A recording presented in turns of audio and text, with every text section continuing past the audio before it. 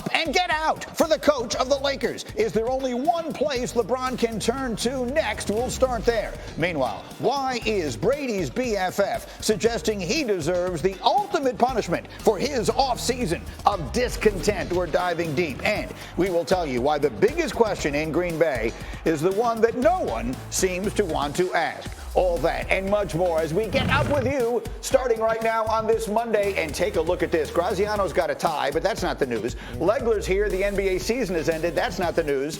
Cam Jordan is here for the very first time in our studio. Pleasure to have you. You're looking good. I mean, I thought I had to dress up. I knew I was going to be around suits. Well, take a look at this. Graziano. It's a tie. Have a guest. It's a very special day. Gucci tie. And you know who couldn't let this opportunity pass? Marcus Spears, the big swag, who was along for the ride as well. He loves basketball, and that's where it begins. Legler, Frank Vogel has coached his final game as the coach of the Lakers. This, of course, comes as no major surprise. It's a decision that is expected to be shared with him as soon as today. Although after last night's season finale, Vogel said he hasn't been told anything about his future with the team.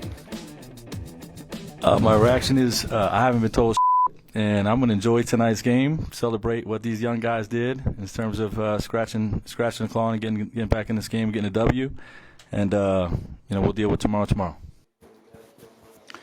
Okay, and so tomorrow is now today, and the season has come to a merciful end, one might say, for the Lakers. And look, I said on Countdown the other day, when they fire him, they'll be doing him a favor. Is this a job that coaches with options are going to want? I should just walk off the set. I told you last week. I know. You invite me into your home. Yes. This is your home, and you insulted me last week, and you do it again, even though I warned you. You told me not to ask you about the Lakers, but I didn't know they were going to fire the coach the day that you were coming in here. Listen, I look at it like this. Do you really believe this could be anything other than a relief to Frank Vogel? Right. I mean, honestly, Frank Vogel is going to get another coach job, and he should. I just don't think he deserves the blame for this debacle. I think it's roster construction, and it's health, and it's also a situation where when you make up a roster like this, there is absolutely no pressure whatsoever to perform well in the regular season. You've already put it in the thoughts of everybody. Hey, we're built for the playoffs with all these veteran guys. The problem is you cannot approach the regular season that way and think you can flick that switch. Not against teams as good as Phoenix, as good as Memphis, as good as potentially Golden State is going to be when they get Steph Curry back. You just can't do it. You're not coming out of that hole and digging your way through the Western Conference. So every bit of it gave him virtually no chance to succeed this season. He won a championship there. He will move on. I think he is going to sleep well. That's why he was so lighthearted about the question. Yeah. I do believe Frank Vogel's going to get a job. He might sit out a year, a couple of years, maybe 1 year, and then take a job with a 500-type team and get them to max out. Because I think this guy can really coach, and it was unfair how much of this is laid at his feet. Particularly defense. I mean, he had them as the best defensive team in the sport, and then they got rid of all of his players who could play defense. So I agree with you. Super quickly on them, and then I want to move to other things. Okay. They're not a coach away, right? This is not a team that is a coach away from contention. Well, there's nothing you can do with the top guys. You're not going to trade Russell Westbrook. He's going to opt into $47 million. LeBron James doesn't want to go anywhere Trading else. Davis? Can you trade Anthony Davis? You can try, but I mean, you're going to end up getting a guy if you're a star player. What are you going to give up for a guy that's probably going to play 50 games? If that, and then not be available potentially in the playoffs if you get that far. So I don't know what you're going to get back in return to pair up with LeBron James and Russell Westbrook that's going to fit. And that pairing, by the way, doesn't work that well either with those two guys on the floor together. So you start with player number 4 through 15. Mm-hmm. That is going to look completely different. The top's going to look the same. And I think the health issues are going to be the same with aging stars. Okay, so we'll make that the last time I ask you about the Lakers for this Deal. hour. In the meantime, let's get to Ben Simmons, because this was a critical report we got from Woj yesterday. The pain-free progress of his back is fueling hope that he could debut sometime in the first round of the Eastern Conference playoffs. Now, bear in mind, the Nets are in the play-in tournament, so they're not quite in the playoffs yet. He will not play for them tomorrow night. But if they do get through there and they get into the first round, Woj is telling us that it might be like a 10 to 15 minutes a game to start, but he could start working his way in. I will ask you very directly,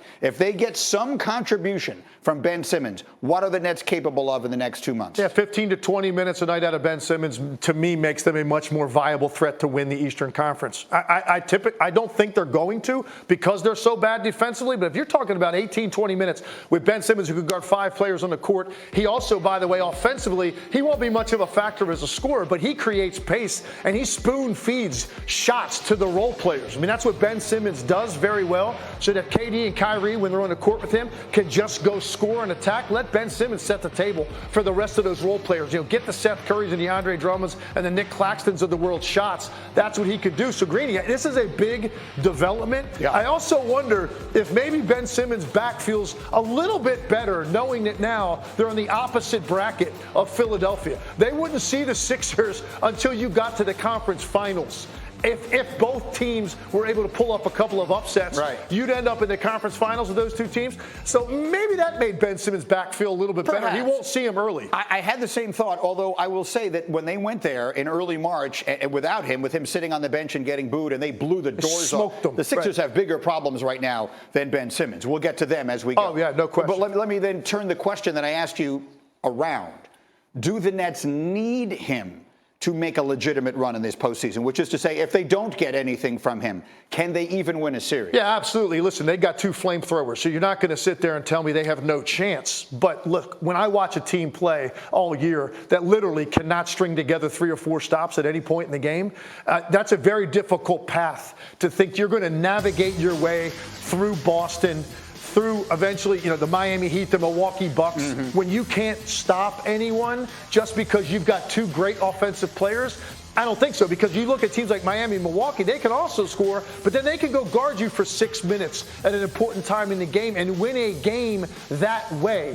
Brooklyn cannot. If you add 18 to 20 minutes of Ben Simmons a night, at least it gets them closer to that, where now you go, hey, keep me in a one-possession game and you've got Kevin Durant and Kyrie Irving, then you've got a shot every single night to win. It's worth pointing out, and we will go through some of the matchups that we know of a little bit later in this hour. The Nets could wind up the 7 or the 8. There is still a route in which they wind up the 8. Good point. I'm assuming they were going to win the play-in game. They win their first and game be 7, and that's Cleveland. why I made the comment about Philly. But no, I hear you. Yes. I understand that. I think all of us have that in mind, that the winner of the 7, the 8 game, they could lose that game, wind up winning on Friday night and watch. So they could go on either side of the bracket. We'll see. All right, we'll talk much more as this hour continues. In the meantime, back to football, because it only took 40 days, as you know, for Tom Brady to return from retirement. He will face off against our new buddy Cam Jordan and the Saints 2 more times, and of course, everybody else along the way. Meanwhile, Brady's longtime teammate Rob Gronkowski had some thoughts on Brady's retirement. It was ahead of this year's Nickelodeon Kids' Choice Awards, which Gronk co-hosted. They asked him which player he'd like to slime, and he said, I'll have to go with Tom right now. All because he retired, and then the debacle of coming right back and unretiring 40 days later. I think he deserves to get slimed for that retirement that he had. Cam Jordan, does Tom Brady deserve to be slimed for the 40 days of discontent? Why not? I mean, go for it. I mean, it's not going to make me feel anything but happy. He's just part of a divisional rival right now. Yeah. I shouldn't say rival. Divisional opponent. Fair enough.